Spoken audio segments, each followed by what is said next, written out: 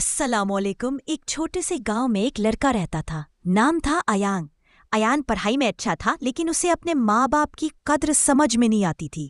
उसे लगता था कि माँ बाप बस टोकते रहते हैं, ये मत करो, वो मत करो, देर से मत आओ, सही लोगों के साथ उठो बैठो।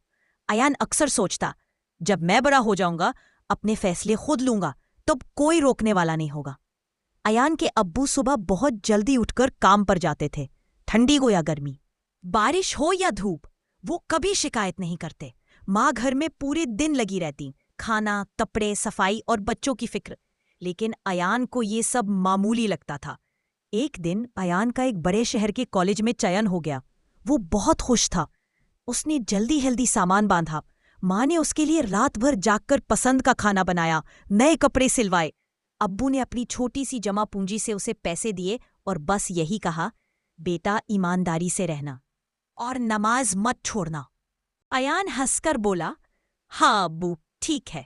लेकिन उसके दिल में उन बातों की कोई अहमियत नहीं थी। शहर पहुंचकर अयान की जिंदगी बदल गई। नए दोस्त, नई आज़ादी, देर रात तक बाहर रहना। वह माँ की कॉल्स कम उठाने लगा। अब्बू की नसीहतें उसे बोझ लगने लगी। महीनों बीत गए, उसने घर जाना भी बंद कर दिया। एक दिन सर्द रात में अयान को तेज बुखार हो गया। हॉस्टल का कमरा सूना था। दोस्त अपने अपने काम में व्यस्त थे। दवाइयां थीं, लेकिन कोई पूछने वाला नहीं। उसी रात अचानक उसकी माँ का फोन आया, बेटा आज दिल बहुत घबरा रहा है, ठीक तो हो?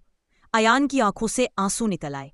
पहली बार उसे महसूस हुआ कि माँ का दिल दूर रहकर भी बच्चे की तकलीफ पहचान लेता है। उसी वक्त उसने घर जाने का फैसला कर लिया। जब वह गांव पहुंचा, माँ दरवाजे पर ही खड़ी थी, आंखों में डर, चेहरे पर सुकून। अब्बू ने कुछ नहीं कहा, बस उसका बैग उठाया और अंदर ले गए।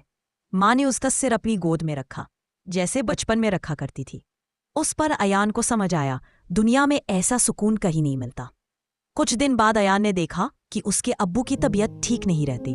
उन्होंने अपनी बीमारी छुपाई थी ताकि बेटे की पढ़ाई में कोई रुकावट ना आए। अयान का दिल टूट गया। उसने चुपचाप माँ बाप के पैर छूकर कहा, मुझे माफ कर दो, मैं आपकी कदर नहीं समझ सका। माँ की आंखों से आंसू बहने लगे और अब्बू ने बस इतना कहा, बेटा माँ बाप माफ करने के लिए ही होते हैं। उस दिन के बाद अयान बदल गया। वह पढ़ाई भी करता और रोज माँ बाप से बात करता। वह समझ गया था कि माँ बाप का प्यार शोर नहीं करता, वो चुपचाप दुआ बनकर साथ चलता है।